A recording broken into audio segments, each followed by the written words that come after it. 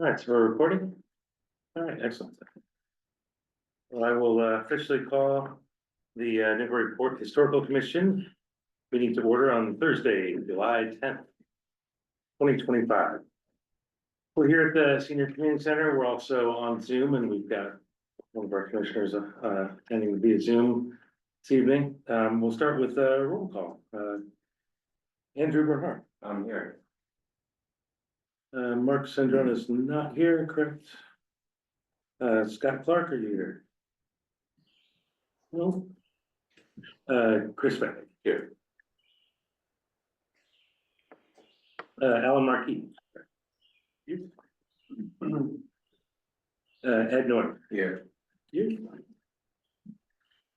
And Glenn. Yep. Glenn Richards, can you hear us? Yep, I'm here. Can you hear me okay? Yeah, great, thank you. And Chris Santa here, thank you. And Chair Biff Bass is here, it's me. And we also have Andy Port and Caitlin Sullivan from the Planning Department and Gretchen Joy taking our notes. First up is demolition delay at 164 Old Point Road. Hi. Good evening, Mr. Chair and members of the commission. My name is Lisa Mead, B. Talman Costa, 30 Green Street in Newburyport. For the record, with me this evening is Eileen Graff of Graff Architects, who's the architect on the project, and Tony Hawgood, who is the owner of the project, along with his spouse, Susan Daly. We're here to talk about the potential renovations to the house at 164 Old Point Road. Could you go to the next slide, please? The house is a single family structure that the proposal is to renovate it. I just point out to you, it's kind of unique. There's actually two houses on one lot at 164 Old Point Road. This is the one that's most landward of the two, so it faces Old Point Road as opposed to the one in the back, which is closer to the river. The proposal is to add a second floor to this structure. Next slide, please. So there is no Form B for the property. It's not on the district data sheets. It was built in around 1948, according to the assessor's records. Does not appear on the Sanborn maps. It's not on the 1924 assessor's map. And so just to give you an idea, that's about what we know about the property. It has been modified significantly over the years. You can go to the next slide. So here's a My Maps picture of it, and I'm just gonna show you a couple things. So you can see that in the middle of that yellow box-ish kind of thing, I don't know what the proper geometry is of that, but is the house. And at the front of the house is, you see that gray line, that's a flat roof porch that was apparently enclosed at some point in time. Probably in the last, what do we think, 2001-ish, or maybe even 1983, but that whole area was enclosed. What you're gonna see in a minute, you see that the ridge line looks pretty dark. That's because, as you'll see momentarily, that one part of the ridge is up here, and then the other part of the roof is down here like this, so there's this big angle on it. And so, but anyway, that's the property at the end of Old Point Road. Next slide, please. And so here's a view from Old Point Road. You can start to see the weird roof line that happens, that they clearly lifted the one side in order to get more headroom in there at some point in time. Next slide. And here's an entry to that flat roof that was the flat roof section that was at one point added. It's on a slab, so we're proposing to take that off. So from a conservation point of view, this is better for the island because we're taking the slab off, and that whole front section will be off, that porch area. It actually reduces the lot coverage and reduces the open space, increases the open space and reduces the lot coverage, but that section is proposed to be removed as a later added section. Next slide, please. Here's a view of the boardwalk that walks up beside that. I believe that's the boardwalk that services the other house on Queen Street, right? There are actually no streets out there that they have names. So Queen Street runs behind both of these. It's not actually ever been built. But this boardwalk services the house up and to the right that you can see the roof in the back, but that's a front view of this house. Next slide, please. And then here's another view. You can see where the roof was lifted to give more headroom on the inside. Not really sure why they didn't do it on the whole thing, but there you have it. Next slide, please. And then this is the back side of it off of that boardwalk. Next slide. And then this is another view of it. You can see how it's sloping, so that roof is not in good condition at all. Eileen can attest to that, which is one of the issues with the roof that exists on the house right now. Next slide. And then here's another view of the back part of it, where you can see a kind of a deck that's lifted up off the ground. Next slide. And then here's just another view of that deck back area, and then you can see the house to the rear, that's the other part of the condominium. Next slide, please. And then this is just another view of that pitch and the other angle of the behind the deck. Next slide. So with that, that's what we have. It's 75 years old, so it meets the definition of historic. We would ask that you obviously vote that it's historic, but then vote that it not be preferably preserved. Again, in 1983, the then owner reconstructed that front room of the house. In 2001, that front entry was replaced and expanded. That's that whole front flat area. That's according to the building permits that are on file at the city. And then obviously the existing roof was modified over the years, now lopsided and in very poor condition. Do we know the history of that roof reconstruction or what? I don't have a date on it. I don't, can you tell at all? No. We couldn't find it in the building permit files, I mean, to the me, it almost, electronic ones anyway. yeah, it almost feels like a mid-century sort of roof angling, so I didn't know if that would have been. I mean, I guess, how do you know that it's been redone from what it originally is? Is there interior evidence that it's been? It's a vaulted space inside, so there's no, like if you were, you can't, there's no attic to go in to see what those joists are or how old they are. It's all drywalled and enclosed, so you don't know there's no evidence exposed on the inside to suggest what the age. We have a sense of what the original, I assume, box would look like. It's a summer cottage, I assume. That's something in 1948 when it was built. Right. You don't have anything. No, we really don't know. Our neighbors in front of us, sort of condo mates, have a property, and all they know, they own the property a lot longer than we have theirs, and they just know that these were all sort of built out there around that time of whatever was around. In whatever shape they were built, it's some of the original. So is other structure similar? No. No, it's a much different, smaller cottage.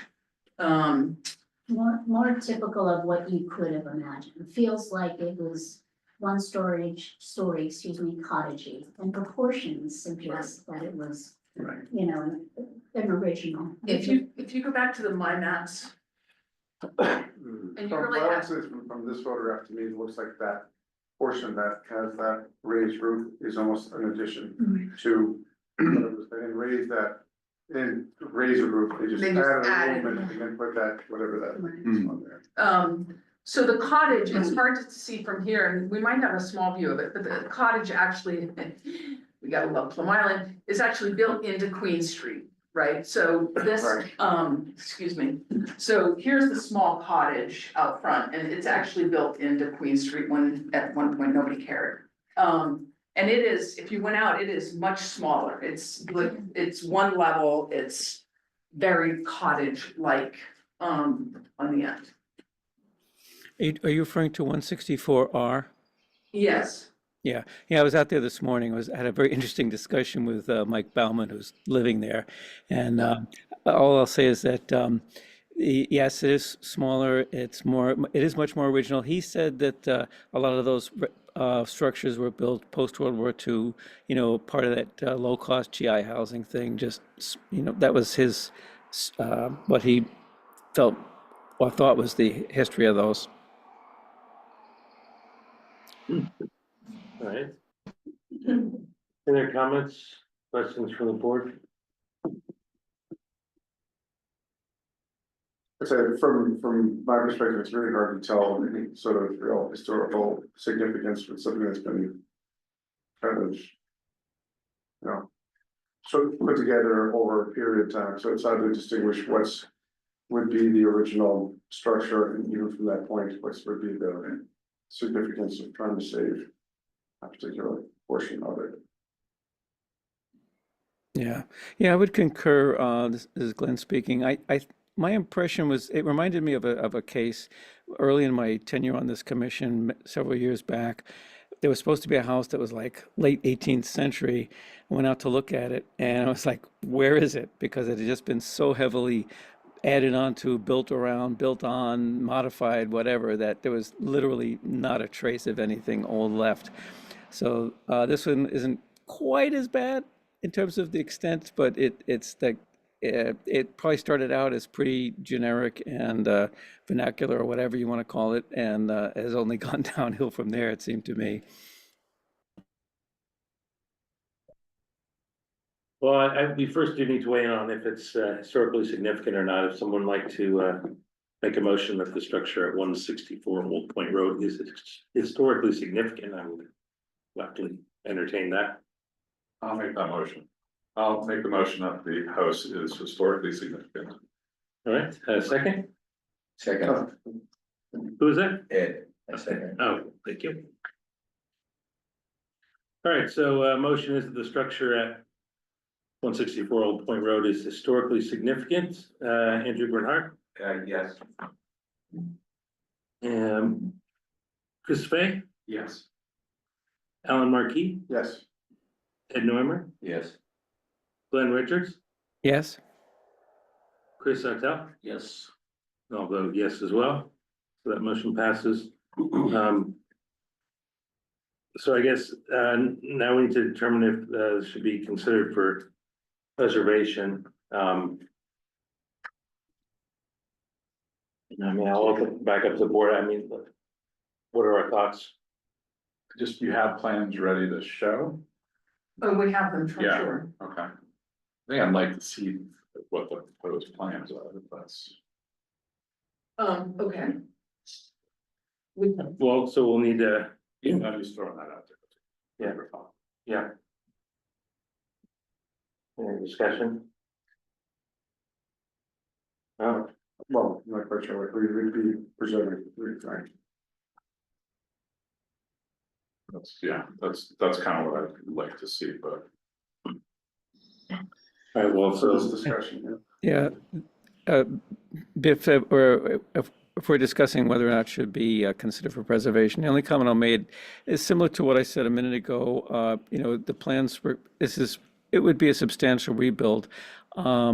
The neighbor, Mr. Bauman, opined that it would be a significant improvement, and his place is literally just a few feet away, so he apparently doesn't mind. But I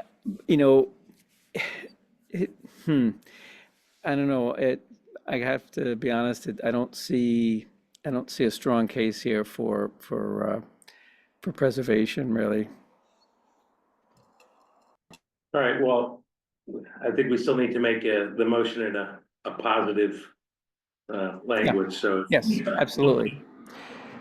Are you making a motion that the structure at 164 Old Point Road is considered for preservation? You're asking me, Biff? Yes, sure. I'd be happy to, unless people.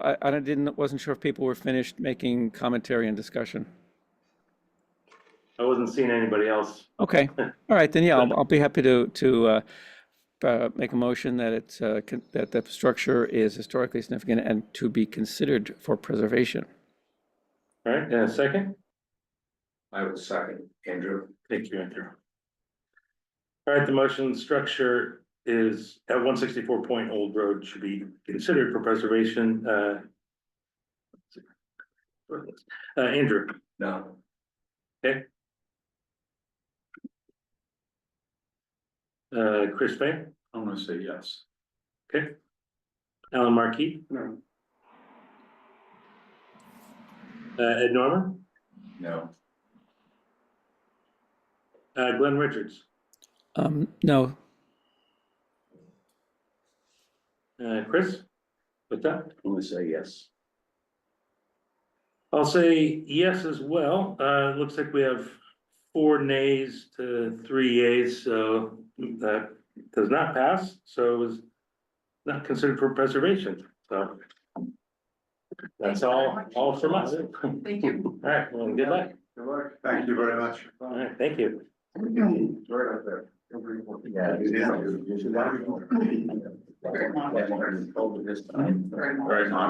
139 square feet. Just curious. That's one. 39 square feet. 139 square feet is what's being added. It's being active. Let's go, I thought you did total. Total, it's like 14. Yeah. Really? We're taking off that, We close it, yeah. taking off that front flat. Yeah. Yeah. Well, actually, maybe it smaller. Yeah. That, this section should be. Thank you. Thanks so much. Good luck. Plans are online too. Hmm? Plans are online too. so- Oh, okay. Yeah. I know, it's okay. I'd say it's a farmhouse, sort of almost, but I digress. So, moving on to, general business. We just have a review of the handbook. Did one of you all want to speak on that? Did you want me to opine or open for discussion, questions? How did you We want all had a moment to, look through it and hopefully watch the presentation that was made a few years ago. And we're just gonna open it up for discussion if you all had questions, to ask. I don't know if you wanted to go through it or. Yeah, more of no, a Question and answer. yeah, I think Kim was right. I mean, part of the reason we're, I think grateful Jared, years back, created this slide deck. And so there was a great presentation done that night going through the whole deck. And the deck is available right now. And of course, we can update this if, things change in the regulations, but this is a good framework right now to understand, all the legal minutia. And understand the things you have to kind of pay attention to and just kind of conceptualize as you're going through some of the procedural things or the important dates or, findings you have to make, things like that, he was thinking as an attorney, what does the board have to do to make sure that everything's defensible in accordance with the ordinance, right? So that's all kind of outlined in here in a great way. And then there's the Zoom recording, which we for posterity, we thought was very important. They were able to point back to that now. So everybody can review it and not have to go through the whole spiel, over and over again. And it was done well enough because he was part of that discussion then. So he was involved with these ordinances, and so. It's a good report, by the way. Oh, It's okay. great because it gives reference, it gives Yeah, it's historical more data. context, right? and Yeah. Context and Yeah, and understanding I wouldn't. how do we get there. As much as we try to cover, like, I don't know if I could pretend that, like, there are certain things that are just covered great in there, so we're happy to elaborate on that. I think that's a great base, though, so it's meant to kind of illustrate, I don't know if you want to flip to just the geographic map, the third slide, I think. But just, I think mainly understanding, there are different geographic areas in the city and they're regulated differently. And it's, of course, we have a local historic district, we have an entirely different board that does that. And, we can discuss that. But it's interesting too, seeing that I guess I didn't realize, until we kind of got on the whole Fruit Street topic, that was supposed to be one of many. Or one of at least a couple. Yeah, And there's. very important. There's the empty space left in the ordinances. I was noticing that. Yes, definitely. Little like remnants you can see, and I was not here when that was adopted, but I know that there was a larger RLHD discussion. Then there was another round of that when I first got here. That didn't succeed. At the end of the day, there were a couple of different options. I think at the end of the day that the council was experimenting with for the last minute, and then it fizzled out. So And how did those new commissions, how would those new districts, that is, get added if we? So, yeah, great. So there's basically, it's listed as, an appendix essentially to this Right. ordinance. And it's basically says, all right, you might have another one that says, all right, the next one's gonna be this district, it's gonna be, called this, and it won't be Fruit Street Historic District, will be another one. It really depends on what that next area is. Is it an expansion to the existing one? Is it an entirely new district? Does it have different parameters for some reason? So ideally, or generically speaking, you would see it as just listed there. And presumably it has the same, standards and design guidelines. However, to the extent there are changes, we'd have to codify that as part of the, amendment to that code. But as of right now, it's the only one. And although we've constantly been referring to it as a Fruit Street Local Historic District Commission, because that's the only district they have, they're really the local historic district commission because there could be others, at some point. And I would just say as a planning director, I'm not keen on the idea of having two boards that, overlap in this same area. I did have the discussion with UNO, I don't know if you all were here, I think we had that discussion.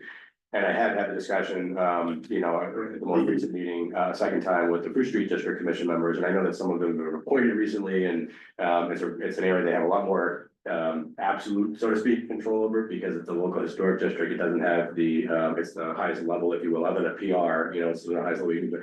So then these other things are sort of gradations of that, right? We sort of like the downtown is like a heavier one, because a little bit less, right? And not quite an LHD, but it's got some good, preservation mechanisms in there and review mechanisms, which are good.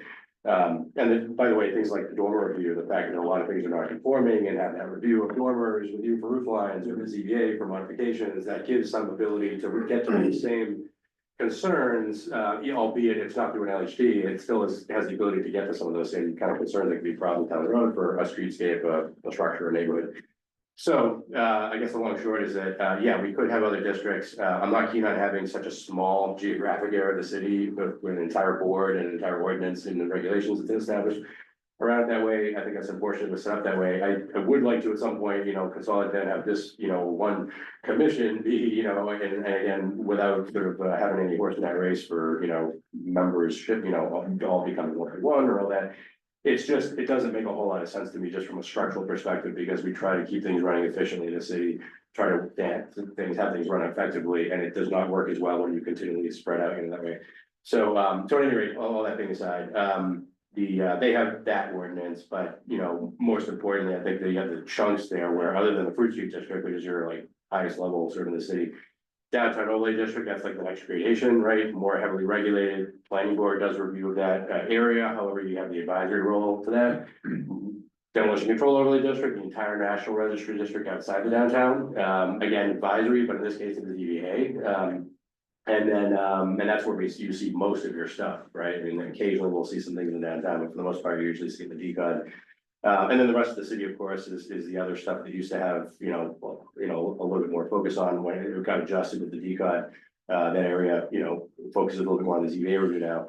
But the demolition delay still applies outside of that for the rest of the city. So obviously you see those on occasion. So it's gradations, and I think to the extent that we look for like improvements in regulations, we can look to different areas for different things, but that's the lay of the land. And the slides kind of remind you, without reading the entire ordinance, which is great too, just some of the things to look at every time you're coming in here and you're debating with an applicant whether something makes sense, or following procedures, or making sure you've stated a certain finding so that someone doesn't challenge, say, oh, you didn't do vote one and, vote step two, and, engage the demolition delay, and then subsequently you decide to release it because of some set of plans or something, right? So it's just things like that, and it's captured really well on the slide, so we like to be able to point to that. But if you have any other specific questions, we can, sort of take it from there. I think that's something that's come up that winds up being like a gray area, is that now that we're at that 75-year thing, that there are these post-World War II homes that fall into like. Yeah. What's it, are we gonna put a certain significance on a certain type of home or neighborhood, or like in this case, it's 75 years old, but does that really warrant any sort of like further examination? So I feel like we had this months ago, but it was a particular neighborhood, it was this post-World War II neighborhood, but it had already been bastardized, there's already a whole bunch of stuff that's going on, so the homeowner comes in and goes, look what they did, and how come I'm getting penalized? But I still don't think that gets anybody out of it, like, just because it happened before, doesn't matter. It's a great, what we're going by, the rules now. I feel like we're treading into that policy level discussion now, where it's like, we're at that point in time where it makes sense to have, it's been brought up a couple of times in recent years, it's come up more for the same reasons, same neighborhoods in general that we've been talking about. So I think it does kind of warrant that discussion, collectively, the city and this commission. Do we make an adjustment to the code, to the threshold, to some exemptions or some parameters around how that gets, is it what the default is in the ordinance? And then there's a secondary thing, which is what does the commission decide, on something, because sometimes something's just clearly called out in the ordinance and it's sent to you for review, right? That's kind of like a kind of basic threshold. And sometimes what we're talking about in the ordinance is how does the commission evaluate that, right? So you might have some thoughts on, you want to see the ordinance change for this reason or another, you think it's more appropriate to, adjust the timeframes because of, certain things we're encountering, once the historical significance of one neighborhood versus another, or, obviously we certainly recognize the core of the city as being like a historically significant area and all that there.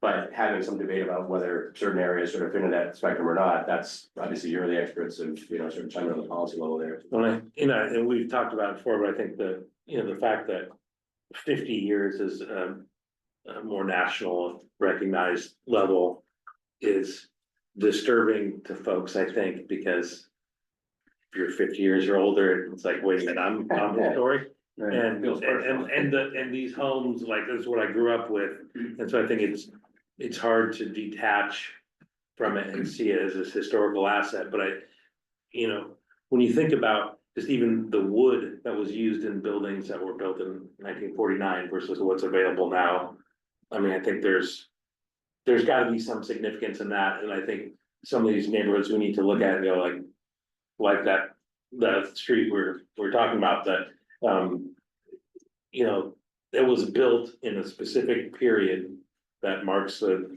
significant time in our history, World War II, and, that, alone kind of should bring some significance to those buildings, whether, whether what they're gonna add to them is detrimental is what we should be thinking about, but I think it's like I said, I think it's just difficult to look at these buildings like the one we just looked at on Plum Island and go, oh, that's like this important, structure, when you look at all the other, either more elaborate or larger buildings, but I think there's, that doesn't mean that it's not significant.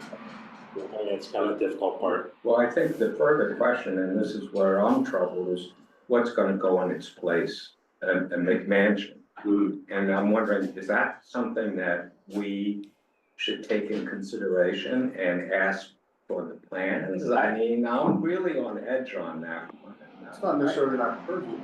Yeah, I think that's a great question. I'm glad you went there actually, because it made me think of, I thought if it's helpful, I'll just give me a moment to read 4 or 5 sentences of just some feedback that we were providing to the ZBA on an application. This came to this, dormer situation, right? What's a big dormer? And it was by Bromfield Street, right? So this whole discussion about what's an oversized dormer, we've seen a few of these over the years, at least I have, in the time I've been here. A couple of these where, however it was done, or whatever according to the regulations there were, where the dormers are so large that you're effectively creating another roof line, and it's almost pretending to be something that, preserves that, piece. So because we have this sort of layered thing where here, sometimes the NHC is involved, sometimes it's, multiple boards, here the ZBA is a lot of times looking at something non-conforming for whatever reason, the lot size, the setbacks, area, whatever.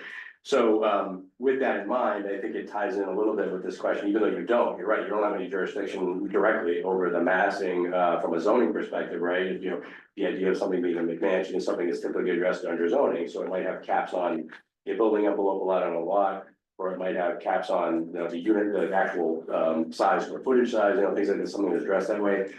We haven't quite seen, that level of, there's certainly been discussion about that because of the affordable housing crisis, so to speak, and that's where I think it ties in a little bit with this. So where I was providing some comments to the ZBA about this issue of the large dormers, I was trying to also make a brief connection because we've heard this repeated concern before in the relationship to preserving the historic structures that are smaller and the people who need more affordable units, and as opposed to everything, every house gets added to substantially, or every house gets torn down and replaced with a giant McMansion. Okay. So if you don't mind, I'll just read real quick.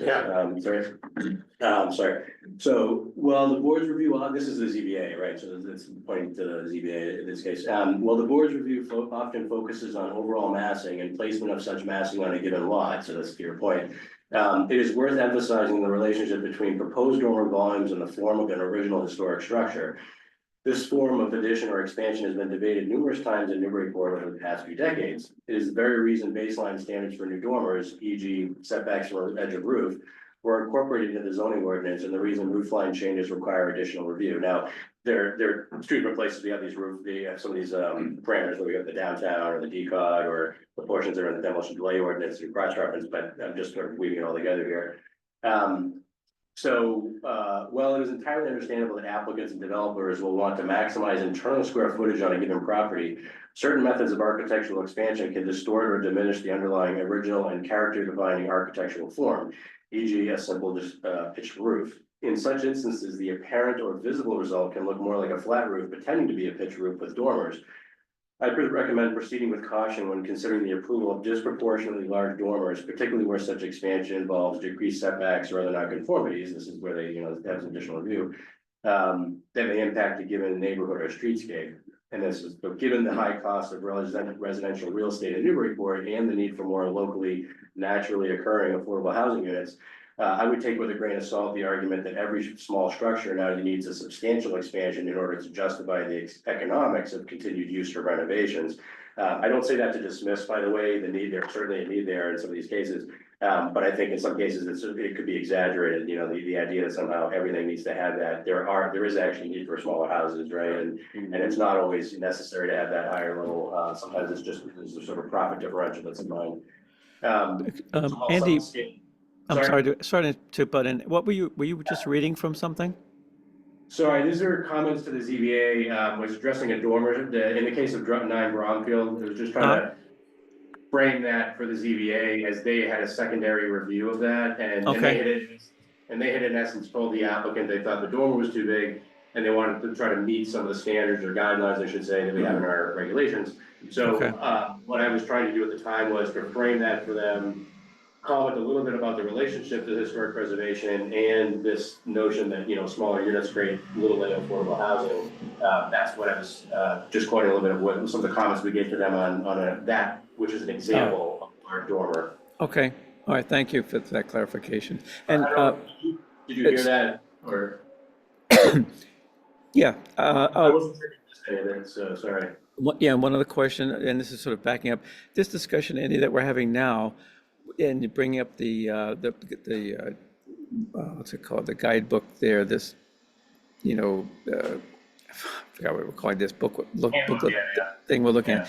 Was it the aim of this discussion to talk about that, and is it clear, and do we understand the current rules, or is the planning office, like yourself and the planning office in general, also interested in getting feedback as to possible changes to the ordinances? Because I think we all know that there are some little awkward things in it and this and that, and we've talked about things like various time delays, too long or too short, and this and that. So what do you want the focus to be on for tonight, right now? Yeah, actually, it's a great question. Other than I just wanted to make that sort of, share, in essence, what we're sort of, trying to make sure the ZBA is aware of the relationship here to some of these things.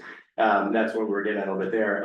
But to your question on this, I think we were assuming here that this is largely to make sure everybody's got a good recap and understands the regulations that this commission deals with, understands the relationship to the other commission that does have, another, set of regulations for the Fruit Street area. But then I think it's a great question you asked, because other than the continued implementation of the regulations on the books, one of the things that can take time if it's an ordinance change, and if it's a regulation that you administer, that's a little faster because we can do it in one of our meetings. But if it's the ordinance, it takes a while to make changes to the city council. So where we are in a continual process of working with boards and commissions and looking at ordinances and trying to get updates to things that we feel like are out of date. And so to your point, if there's a desire for certain changes, and we in the office sometimes are marking up things or having discussions about those dates, those timelines, trying to make things more,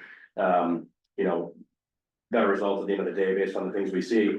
It would be great if you as members, whether it's individuals or collectively, if you want to come back and say, look, these are the changes we think might be beneficial or necessary.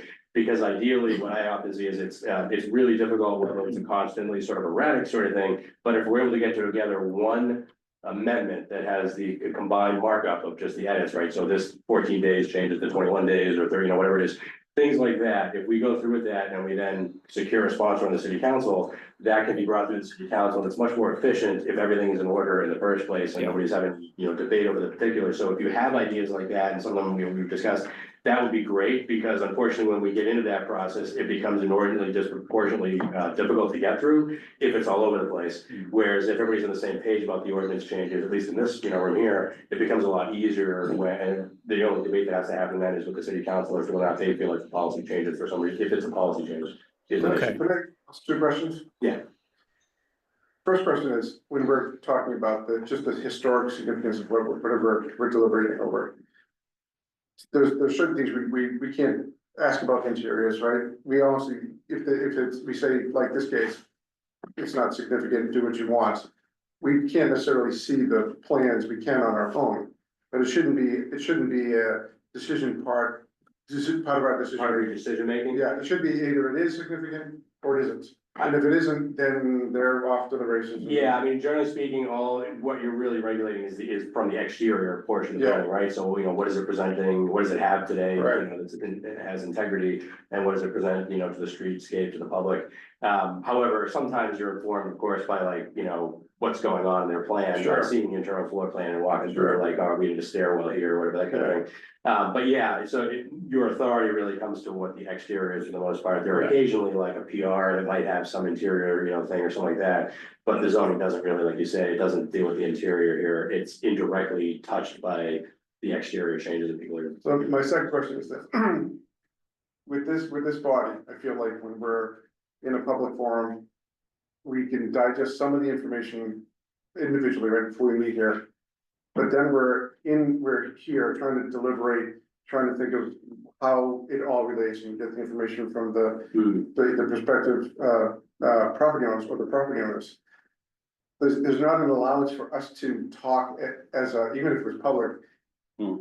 Prior to this, we can sort of let's have the time to look through the interiors and say, oh, maybe we talk about that and say, oh, this property, actually does have this and this, and. Yeah, well, But we're kind of in a Can I spot here. add on to that, because we were just talking before about that.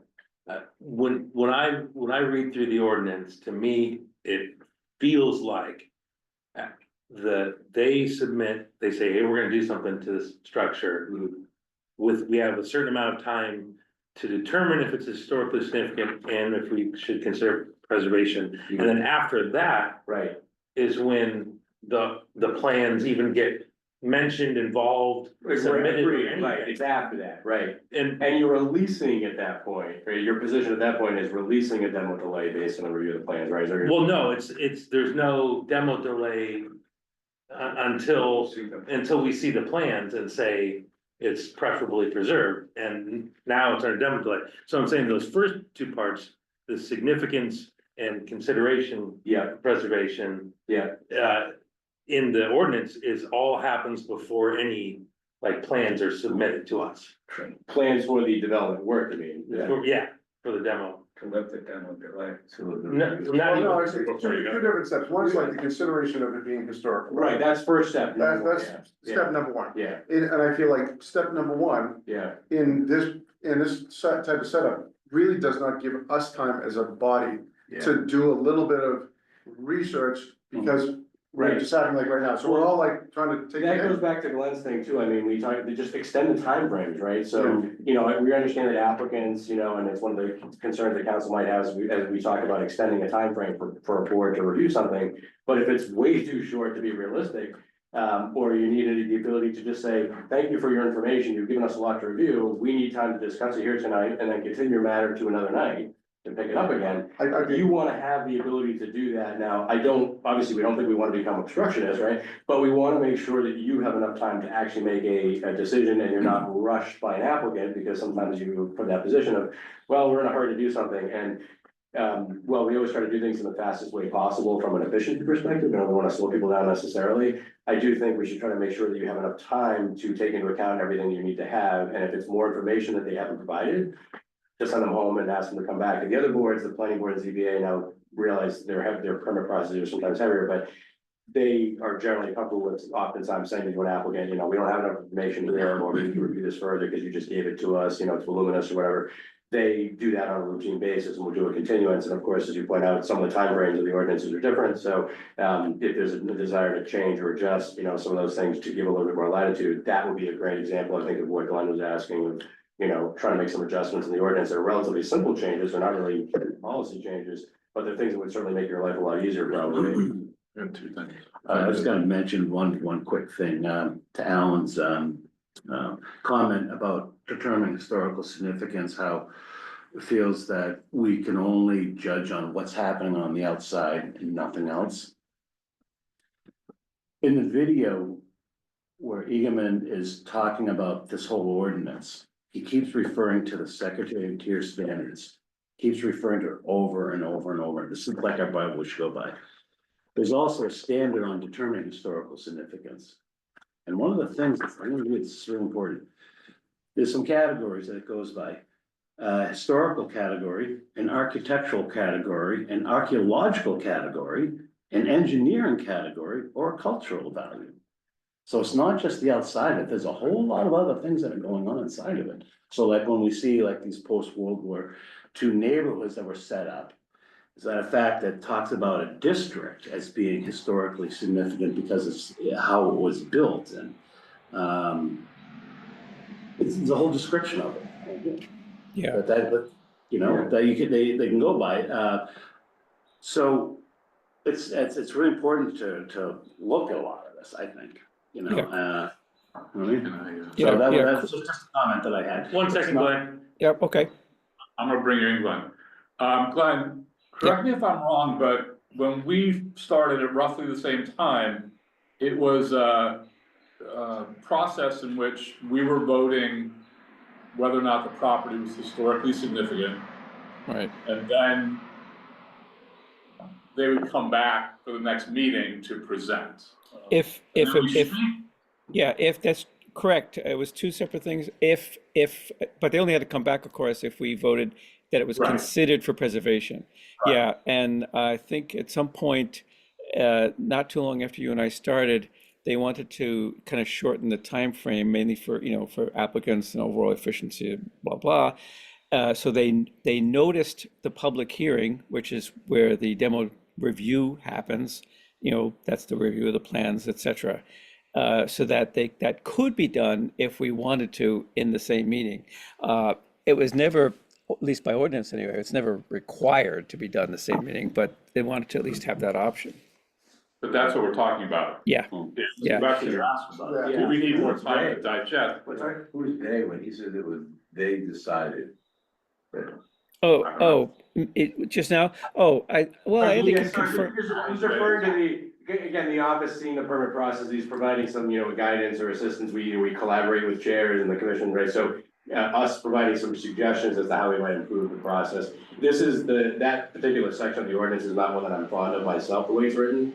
I actually think the process or the way it's done there, that voting step thing could be a little bit simplified. I think at the end of the day, it's a little awkward to me because the ordinance itself already specifies and provides a definition of what's a historically significant structure. Yeah. And then it goes on to have a section that says, well, the commission has to decide whether or not it's historically significant. Seems like a contradiction, it's a little confusing. So at the end of the day, I think it really should just be, you know, it's a lot simpler if we start from these things are triggered, they're in that category. Then it's the question of, are you opposing the delay? Are you gonna release it? It's not this two-step thing in order to get to, you only need one vote in order to impose the thing based on the need to do it. So it seems to me, it would make more sense to have one simple vote that is encapsulating the need to have a delay on a structure, you know, with that in mind, and then another vote, if need be, to release that based on a set of plans, rather than having two votes to get to the, you know, imposition of a delay and the review process. Again, I wasn't here at the time all that was done, but the way it's written, that section, the way that we have to have this diagram of the two-step vote thing, that to me seems a little bit convoluted and unnecessary to get to the same end result. I feel like that could be one vote. Well, yeah, I think that part, those first two votes, before we see a plan and before it becomes a public meeting, can be its own separate thing that the applicant doesn't necessarily even have to show up for. And we can just go, okay, here's this thing, is it considered for preservation? And we know it's historically significant, that's why it's in front of us. generally. right, But the ordinance is also asking you to determine that, which is hard, it doesn't make any sense to have. Right. Yeah. Right. so, maybe that's. So if it's considered for preservation, why is that not automatically into the delay? Why is it, I guess the question to me is, why would you not start with the delay and then say, show us a plan that's acceptable for releasing that? Because maybe their plan is minimal and wouldn't. Which again, if it's advertised like Glenn said the same night, well, you can immediately do it. So there's really no loss there, I feel like, to them or to, by simplifying that vote, advertising and being able to do it the same night, or say to them, come back when you're ready, or if the plans have been modified. It just seems like unnecessarily complicated to get to the same. Yeah. I sort of like the idea of seeing the plan early, it's sort of what Andrew said, like, just kind of tell us, give me the punchline, and then I'll tell you if I really wanna hear the whole rest of the joke, you know? Just give me more power, just give me the, what do you think you do, present the power? You're giving more power to the board, because if we just have the one vote considered for preservation as historically significant, they have to show us any plans. Right. Right. And I That's think why I want that's to see the what, plans. I think that's There you go, what I see the we plan, ultimately then we'll want- talk about, want to do with that. That's why I voted yes. I know why you voted, but I was wondering if that was. You don't get past that unless you vote yes. And I would say this, Right, the house on Norman Avenue, that we went back and forth on, right? that improved. That And house. improved, and it kept improving, because there was a Yes. process, and we were Yes. involved with the process, and I don't wanna belabor this. Yeah, Well, you have to check with everything with the historic commission first, I don't think that's the intent of the board, however, we went out to the site. We reviewed plans, they came in 3 different times, I think, right, Yeah. we sent Right. them back. I think it's probably the best you could do on a house that was uninhabitable.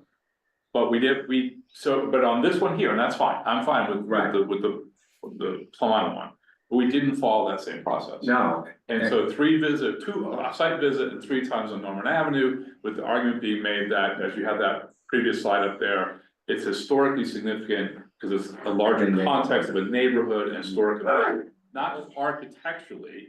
Because it's not architecturally fancy, I think it's significant, but it's not fancy.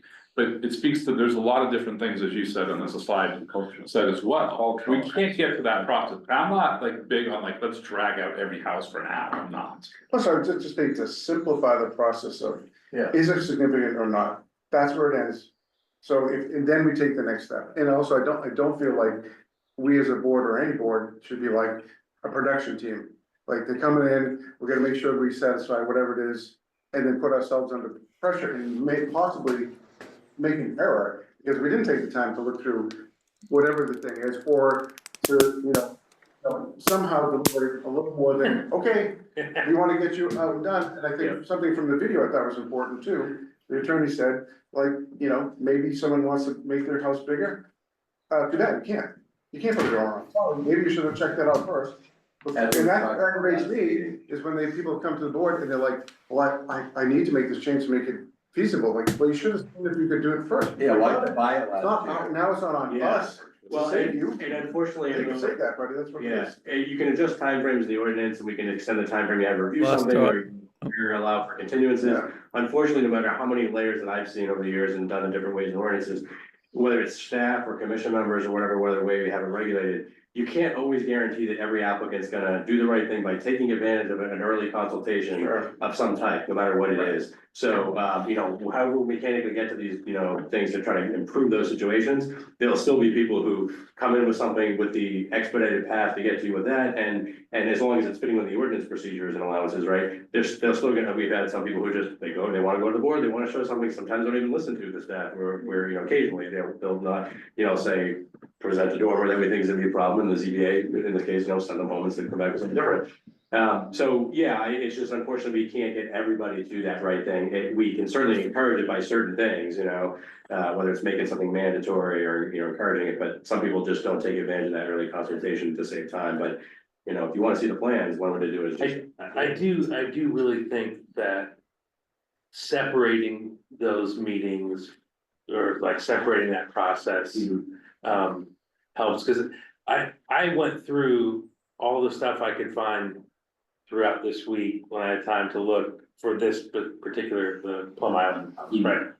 But then when we were going through all those pictures, there was a bunch that I didn't I haven't seen, I don't know when those are added. I don't know if they were added like earlier this week or whatever, but like, that happens a lot, right? Where there's stuff that's added the week of our meeting. Agreed. And to me, that's unfair to us because, Right, but the best way to resolve that though, in my view, is actually to give yourselves more time and the ability to require a continuance. Right. Not to put yourself in the situation where the timeline is so short, and not to, rather than saying we need to put them on 2 different nights, or it's beneficial to do that, because, well, you may very well need to and wanna do that, allow yourselves the possibility, but don't, like we were saying earlier with the advertising, don't preclude yourselves from doing the 2 transactions or votes on one night if it works for you and them. I would say, set it up or tweak it here, right, so you can do that, if it works for you, if it makes sense, you're not wasting anybody's time, yours or theirs. yeah, But if you need to, you have the latitude already as a commission of the ordinance to say,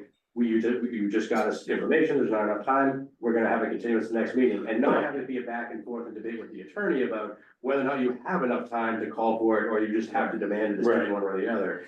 I mean, and I think, you know, like the Plum Island one, I was thinking just because my intent was that I thought we should have a site visit because it's not a piece of property that most of us can get to easily or would go by.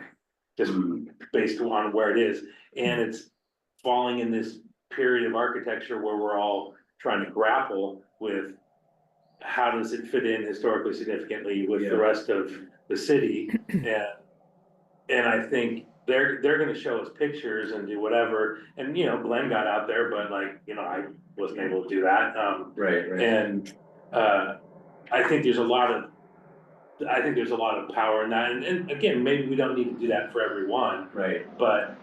And that's why I agree with what exactly you were getting at, which is making sure you have enough time. I just wouldn't go so far as to preclude yourselves, because then you're harming yourself by, you have to spend another night on something you could have resolved the first night. If you already, you know, to your point earlier, if they're able to present those plans and then that step with you, why not if you're okay with it? But if you aren't okay with it, continuance or denial, right? It's, This is the expectation of the people who are coming in, just to let them know, don't think it's a like, slam dunk. If we have the information and we feel comfortable making that decision, we will, but don't think you're gonna come in, present, where you go, check.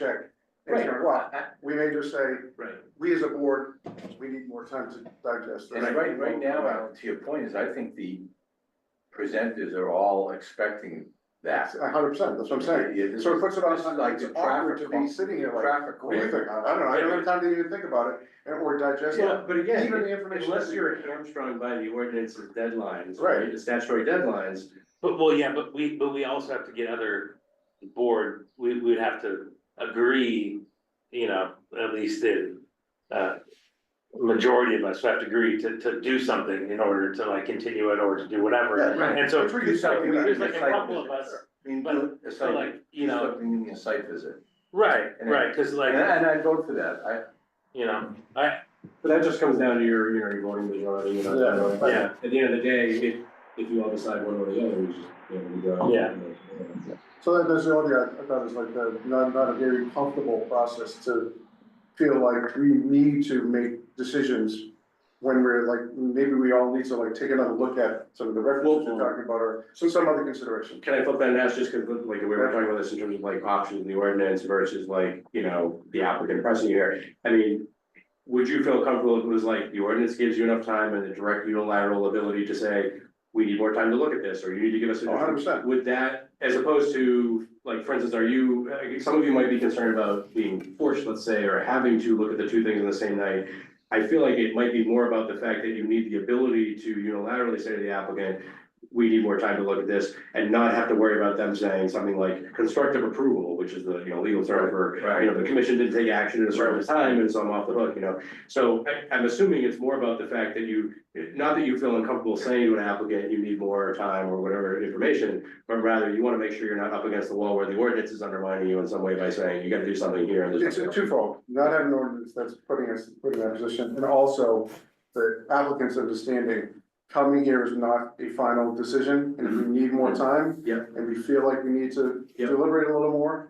We're taking that time, if it doesn't fit kind of your schedule. Sorry, but That's the Well, way we've the process done works. it before though, and I think it's just a matter of us running our meeting better. I don't think we need an ordinance. No, no, I don't think so. I think we don't need any support for time, or if we just say, I think, talk amongst ourselves in front of them that a site visit is warranted. Or I just think more the time, most there's some other critical- consideration. I think the most critical thing is that we vote for one vote now, historically significant and preferably preserved, so we always see what's Well, going to not be, preferably preserved. what, well, It's considered for preservation. Consider- See, that's, yeah, that's. yes, you're right. so looped up. consider, that's right. And that's why it's confusing on Right. top of the. And that's where we went back and forth Yeah. and changed all the thing, and the problem with that is that we don't see the plan. Attorney Mead was saying, Oh, she was saying the wrong, she was Right. saying, she wanted us to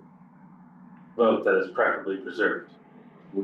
Which mean, if we say it's preferably It means preserved, that- that means now it's under, And that's what we just. So I, and one more question about this, so when we were facing the same Preserved. issue with the gray area with these homes, people are buying, probably buying more and more of these homes that are smaller and fit in that Right. area, they're all gonna, right, because they get this much more affordable, so they're gonna come expecting, like, or maybe they're not aware that you fit in that 75-year time, consider that when you're buying it, because you may not be able to do that. Yeah, I mean, I don't know how that. we let applicants know as best we can, and we can always, like, we can add more explicit language in the ordinance or regulations, so they see, to your point, like, you can't guarantee, your outcome of this, right? Yeah. We tell applicants that, we try to advise them as much as possible throughout the Sure. process. But, again, we can't force it. Sure. We can't get every real estate agent to convey all that information, we don't know all the buyers out there who are It's running. not conducive for business if you're saying, hey, don't buy this property, I understand that. Well, it's not even that, I mean, like, you could keep up with all the rotating Sure. realtors, and keeping them educated about where the thresholds are. A lot of realtors don't, from my experience, actually understand how those mechanics work here, so it's not really the best, at the end of the day, even people on Fruit Street will say, I bought, this is something that commission's had issues with, where people bought the houses, don't understand what the regulations are in the district that you bought a home in. Again, it's like a buyer beware thing, we don't have the time to educate the entire, community about the voluminous set of regulations that apply, Big sign. I don't wanna guess too, I'm sorry. too many side comments.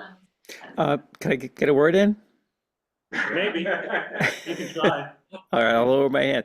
I first of all, I agree completely with Biff said, I don't know, it must have been about 10 minutes ago at least, that we could really just go from 3 votes to 2. But I do think, I agree with him that it's important, the first vote, historically significant, I agree, that it is already because that's why it's here. But I think it's worthwhile, the first vote, like tonight, yeah, it's historically significant for a number of reasons, like Christopher Fay, I'm sure knows what some of those reasons are about, they're all there, right? But does it really need to be preserved? In my opinion, it didn't, but we had different opinions on that. But we voted that, okay, yeah, it's historically significant, but we don't need to take this any further. And that was, the majority saw that. And by the way, maybe I did have an advantage in that I saw it in person. I went out there mainly because there was some photographs, and one of the photographs had that unpainted shingled house, and it's like, I don't understand. Is this part of the same house? Not. Turns out that's that other house that's behind it, a few feet away, where Mr. Bauman lives. So that clarified that. He also gave me some of that information. But I was able to look around and see that hey, the place is a wreck. Saw the neighborhood, all that. So I did have that advantage. And plus, and you guys, as far as seeing the plans have been posted. You could have seen the elevations and stuff. So I had a pretty good idea of what they were planning to do. So I felt. I had looked at all that. What's that? I think I looked at all that. Yeah, I think yeah. most of us see that, but, yeah, I think, to your point, I think if the first vote is just historically significant and considered for preservation. Yep. Then we either see the plans or we don't see them. And that gets to what you and Andy were talking about, We don't need to change anything with our ordinances Right. if we word that motion that way. Can I try to just reframe it, cause I think with the ordinance itself, remember, already has a definition of what's historically significant, right? Right. It already has that definition in it. So it's a little superfluous or unnecessary or confusing to have the commission have to take a vote on whether something is historically significant. That's actually seems like a contradiction, and it's not constructed well in that way, in my view. So I think what really comes down to is the ordinance is already determining that everything in that threshold is being sent to you because it's considered as a baseline, historically significant, and should be at least reviewed by this commission. Yeah. Then the question becomes, and the reason I think I would avoid, I personally, if we were gonna amend that ordinance, would not wanna keep the piece about considered for preservation is because that's the whole reason this thing is being sent to you in the first place, is it's considered as the possibility for preservation. The question for you is, should it be? So to me, I think we're back again to the 2 votes as opposed to 3, which is, in my view, the second one is whether to release it, right?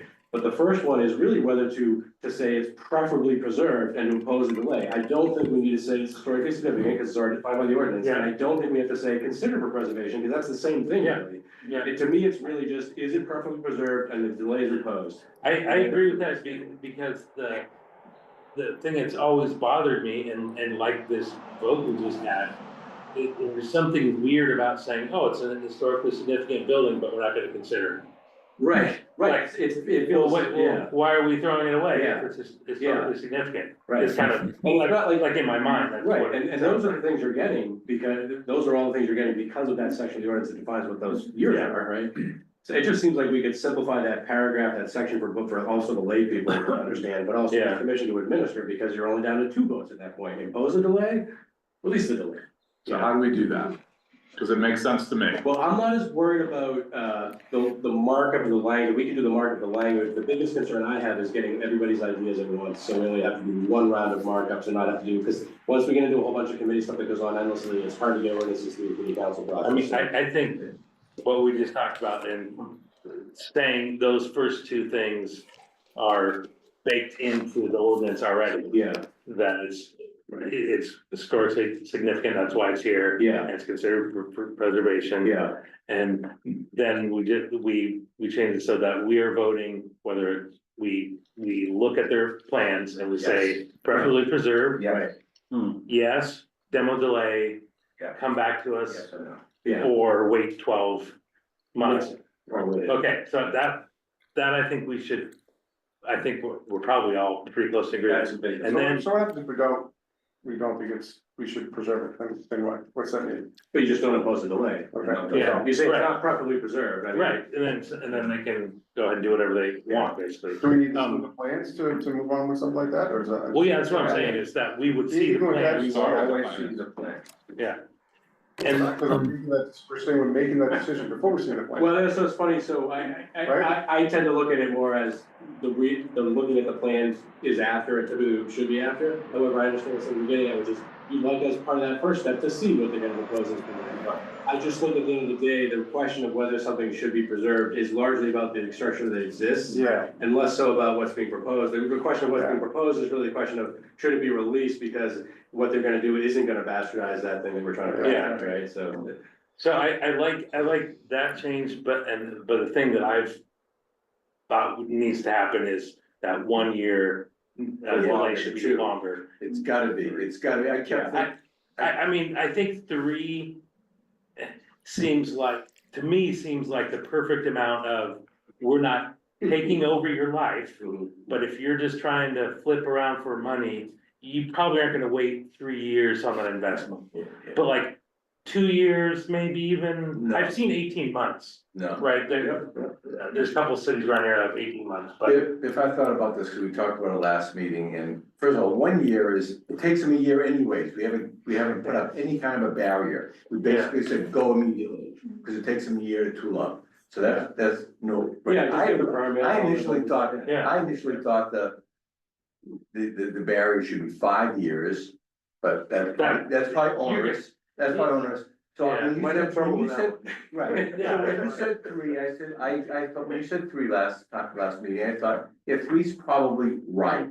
Cause that's gonna To deter. me, it them. feels Goldilocks, I don't know. What's that? It feels Goldilocks to me, where it's not too much, not too little. Yeah, well, I think it's because a they're gonna balance. have to sit it out, if they're serious about I this. think there's some people who won't think it's got Goldilocks. I think some people will not agree with it, and I think it might be difficult when we get to the adoption or debate process, but I definitely agree it's a valid point, because that short time frame is. Well, almost 1 up. year is what it is anyways. Yeah, They have to get the crew together, they gotta get the materials, they gotta finish their existing projects. And they're laughing at 1 year. I think it's a joke. Yeah, And But- 18 months is an equal joke. I think it's gotta get to 3 years. yeah. Because the only way to deter these people from these projects. Yeah. And you know what, I think we also, the other thing I took away after talking to Chris Fay too last meeting was, we have to be a little bit cold to these people who just bought this house in the last couple of years, because they come in this song. We were talking last about this thing, well, but you don't understand, I have 2 kids and they gotta do their homework. It's like, you bought the house. And it's not got anything to do with a real estate agent. They're all smart enough to buy the house for $1 million. They know, they're smart enough to go to City Hall and find out what's it gonna take. We have to be a little bit cold.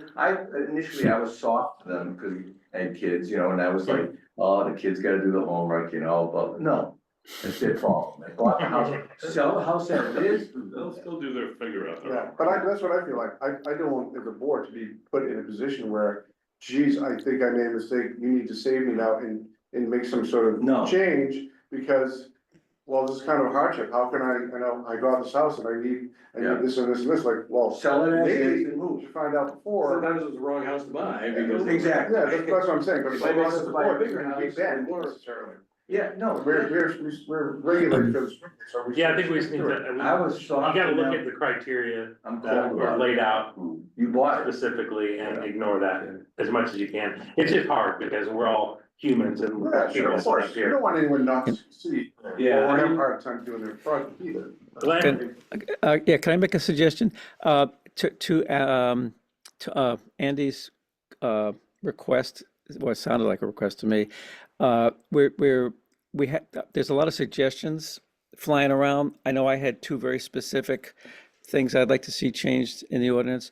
Why don't we, I don't know that everyone came prepared to talk about all of that tonight. Maybe it would make sense to have us all, you know, I don't know, either send them to you, Biff, for collation, and then we can kind of go through them in a future meeting. Is that, you know, just to get this process a little bit better organized? Because it sounds like there's a lot of suggestions flying around. I'm not even going to mention my 2, lest we prolong this even more, because I wasn't expecting to get into that whole discussion tonight.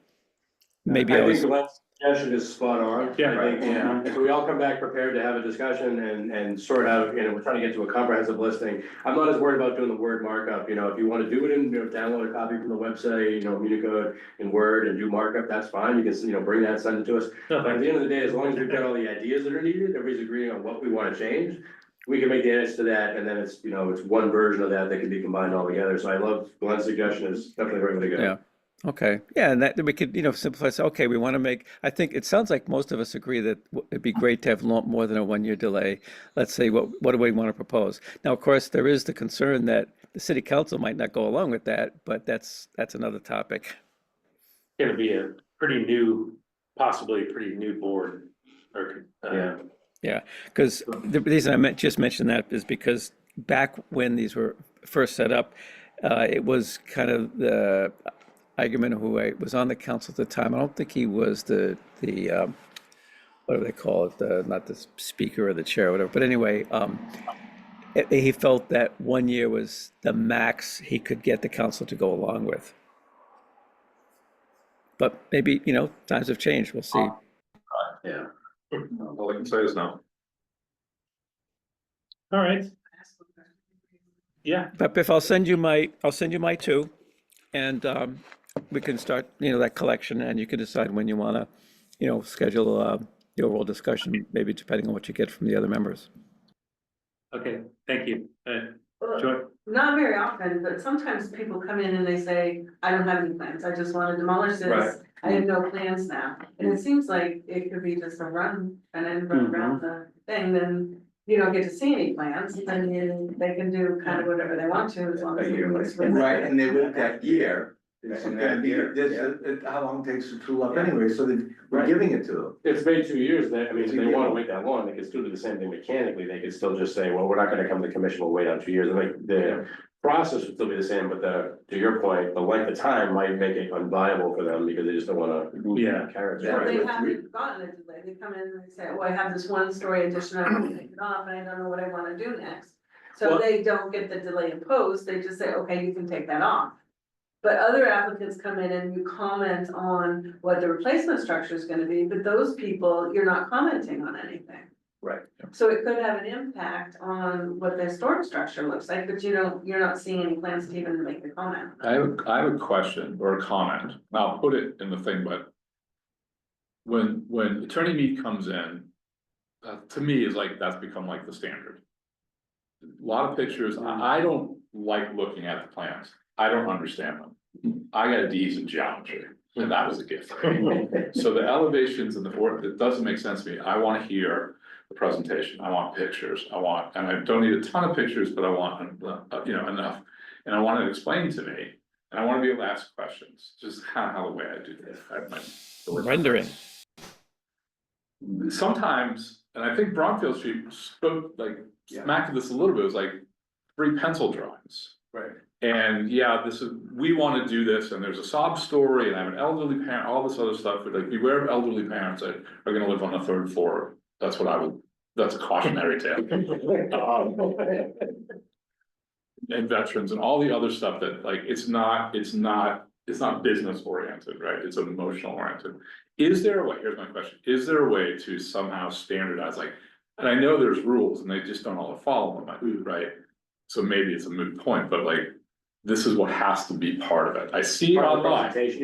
Yeah, or it has to be like, we have plans. Yeah, we can set up, we can add it. Yeah, I see it all listed there, and people that follow the rules, it's all listed there on the website, right? Like, I can click through and go like, this is the drawings, this is the plan, this is the letter, this is everything. She does everything. Yeah. Some people don't follow the rules, so Yeah, do we have to even hear those people? If you're, Maybe as long as they met the ordinance as a minimum requirements for submission to get an application in, then they're eligible to be before you.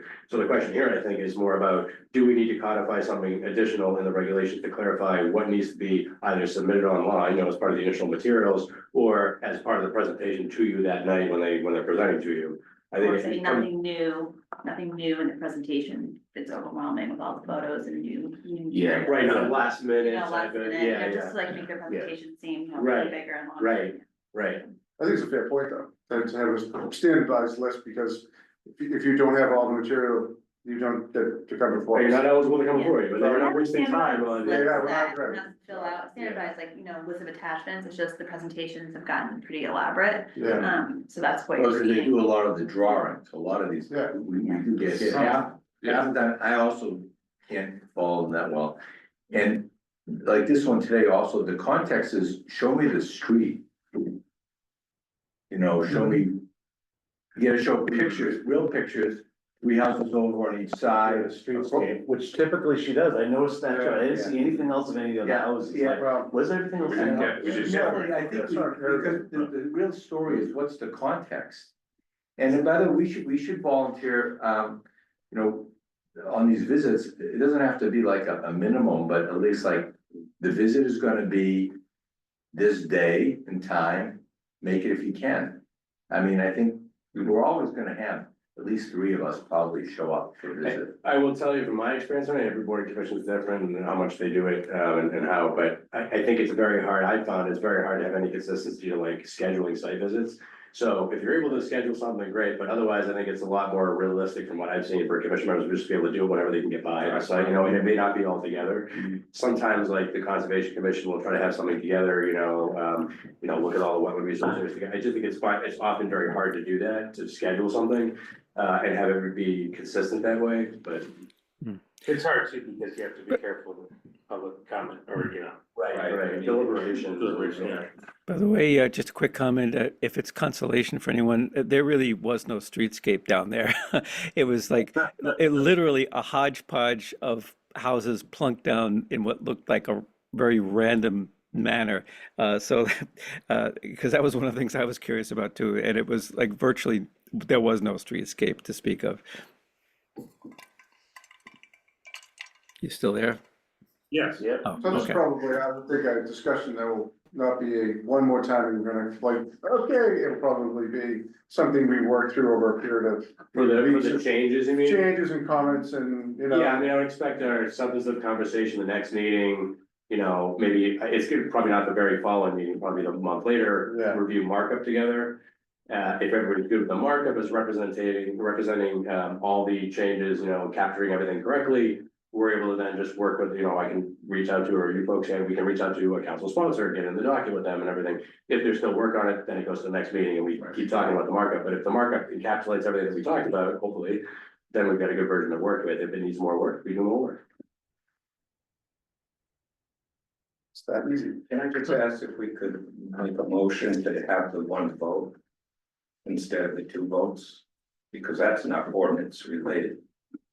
Well, I think we can, like on a kind of case by case basis until we make some like bigger. Yeah, we've done that. Cause we, yeah, have to- Yeah. and I like. And I still don't know the benefit of doing one or the other or both of them. I mean, tonight, if we had done together, would we have?